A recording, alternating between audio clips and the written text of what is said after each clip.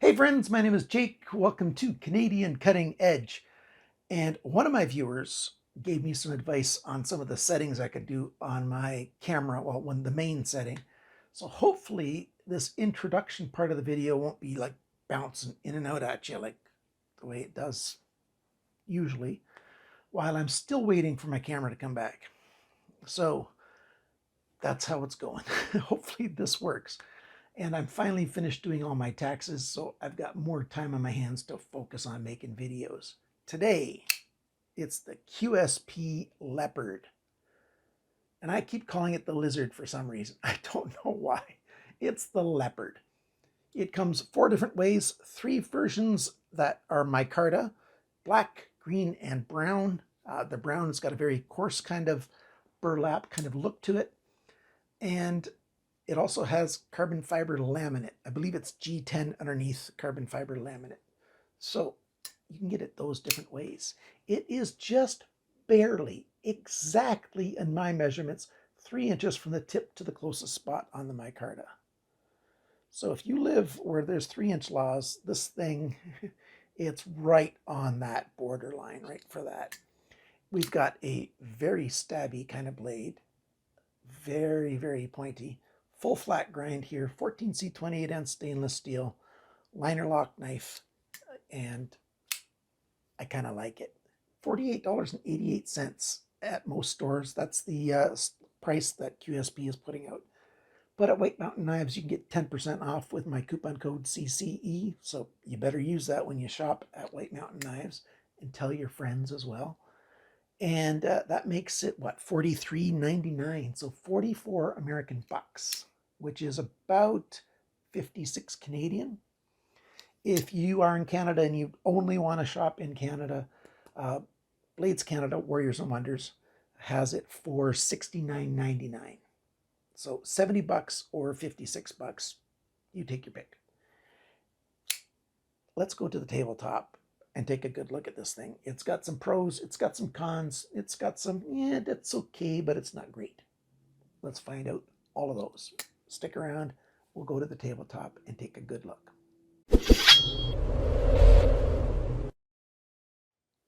So there we go, look at that knife.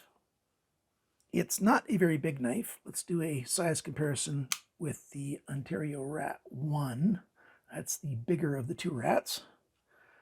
Yeah, it's a smaller knife. We're just barely, ever so barely under 3 inches. And I'll go over all the specs later on in the video and do a teardown, show you how it's constructed and stuff, and warn you about a couple of potential hiccups when you take it apart. We've got a drop point blade. You might want to call it a spear point blade. You know, if you only look at that, yeah, that looks like a spear, doesn't it? It quite does. We've got chamfered edges just ever so slightly on there. Some nice jimping here. It's actually very good jimping in terms of its grip without being too hot. I like that. Belly coming back all the way. There's no straight section. Sharpener's choil is just a tiny bit too small. Or you can say that plunge. You can see how gradually it comes down from the ricasso and then smooths out. It doesn't smooth out until after the sharpener's choil has ended. So, you know, about where my thumbnail is. Yeah, so the sharpener's choil should be a little bit bigger, or that plunge could have been a little bit more abrupt. If somebody from QSP is watching, yeah, because when people sharpen their knives over the years after, you know, because they keep the knife for a while, they're going to end up sharpening up that plunge, and it's going to start to get ugly in that region over time. So that choil needs to be a bit quicker, or that plunge a little more abrupt. But mostly, that's a really nice blade. Something else about this blade piece is this flipper part. You can see how it's one of these flippers that's on several QSP knives. Jimping on the front, jimping on the top. Of course, the top doesn't help you at all. So there's another reason for that jimping, which we'll go over in a minute. So from the front, light switch method, it works just fine to deploy this blade. You sort of pull off down on an angle as well to deploy the blade. Works really well either hand. So what is that other jimping for? Well, it's right there. It's a forward grip. So you can get up close and still have a sturdy grip on this knife and it works on this knife. On some knives, it's a little uncomfortable, but on this knife, yeah, it works, and I'm quite happy with it. I would have liked, perhaps, if that point right there, if that was flush with the surface on the liners there and then came across, which means when it's closed like this, it would be the same height here, but it would come down a little bit. It would come down a little bit along that section there. That would be a little more comfortable when you're holding the knife like that. But that's really nice. You don't have to have a forward choil eating up some of the blade, and yet you can do a sneak up grip.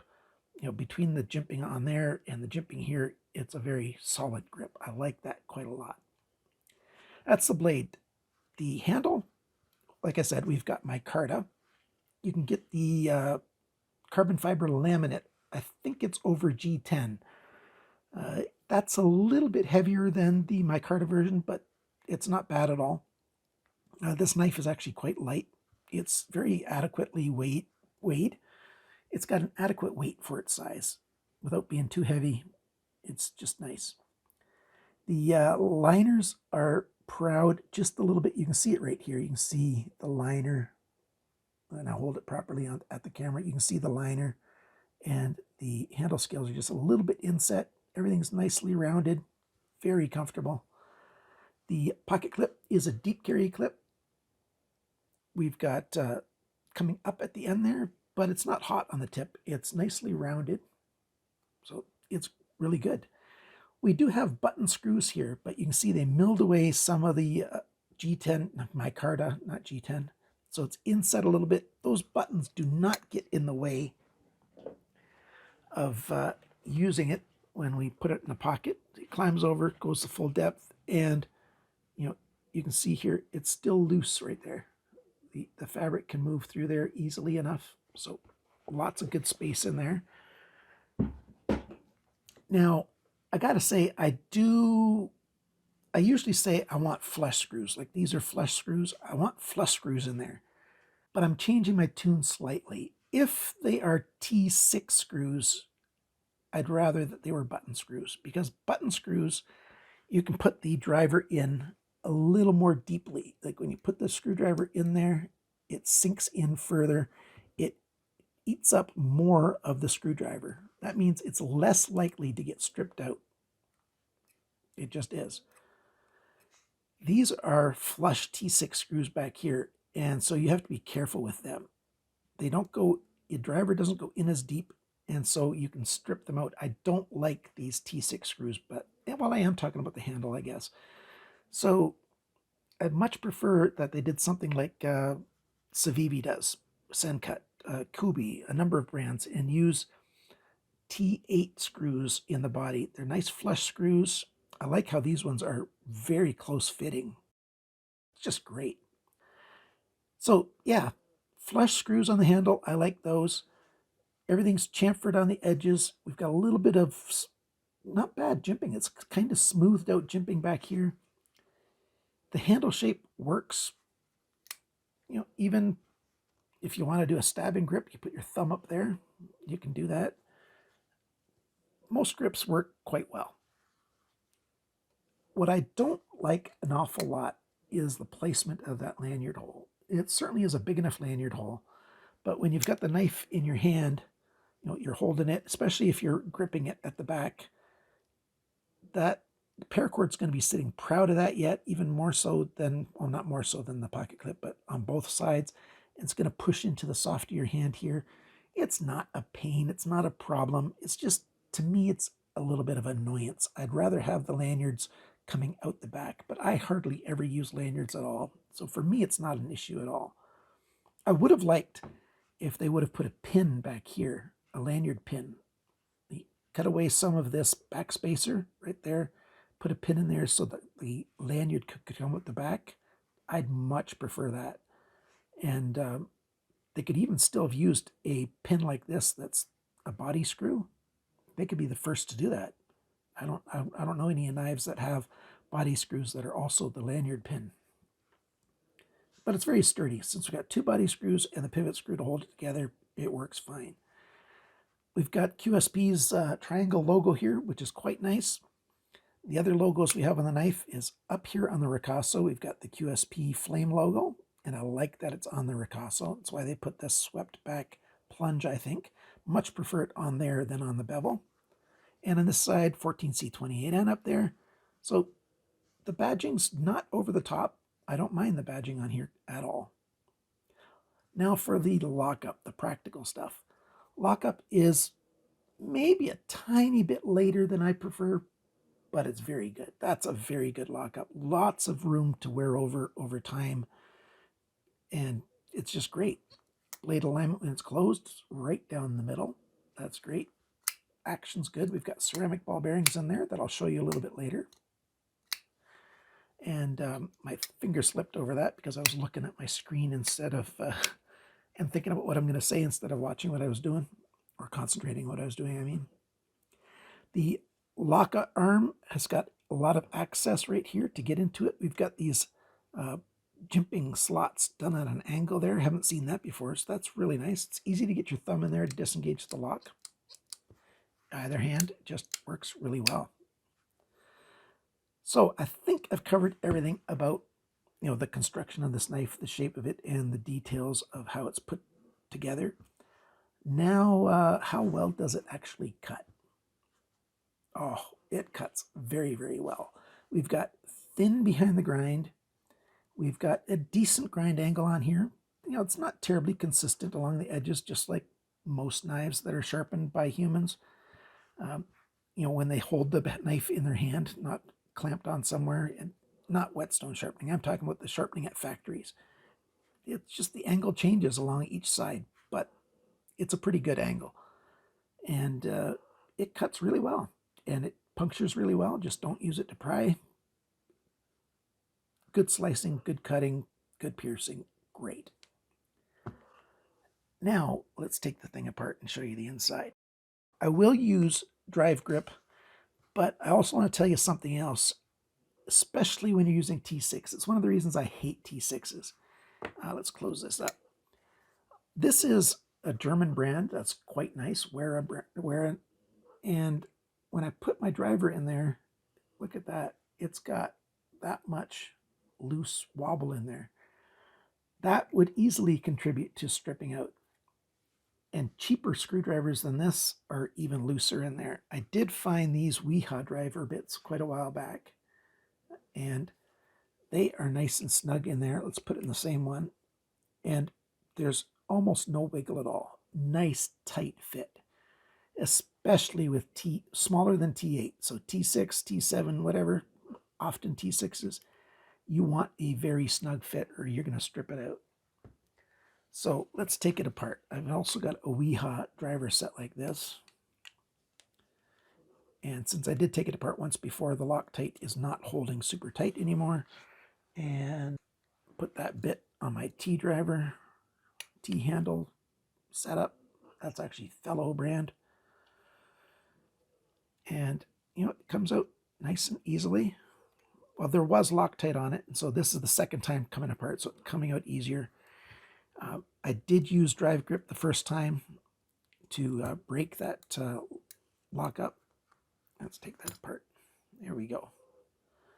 So yeah, it's well made. We've got nice screws, high quality stainless steel screws with flat sides, really nice. We've got ceramic detent balls on phosphor bronze cages. And you can see something else that's not that great. I didn't show it earlier, I should have. We've got an open front here. And I'll show that just after I finish putting the knife back together again. The lock pin actually comes out visible right there when you're opening and closing the knife, which is why they had to leave this open. I don't like that. I like it to be closed at the front. So this liner steel, if it went all the way around, I would prefer that. It's just a preference thing. I'll show you more about that in a minute. D-shaped pivot pin. One last thing, the stop pin is free on here. It's loose. Now that's totally fine for strength and durability. You just have to be careful that you don't lose it when you've got the knife apart. Because if that comes out and rolls away somewhere, you don't have a stop pin, you don't have a locking knife anymore. So you'll just want to be careful with that. So I quite like how it's made. It's not bad at all. Decently constructed and good quality parts, very good quality parts. But I repeat, if anybody from QSP is watching, we hate T6 screws. By we, I mean just about everybody who's into knives. Oops, I'm bouncing the camera around. Because T6 screws simply do strip out easy with use. Now, your screws that you make, that you're using here with QSP, are very high quality. And if the knife owner has got high quality drivers that fit well, it's not a problem. But a lot of knife guys, especially of budget knives, like this is a budget knife, they probably have cheap screwdrivers and they're going to strip out those screws. And that's not good for anybody.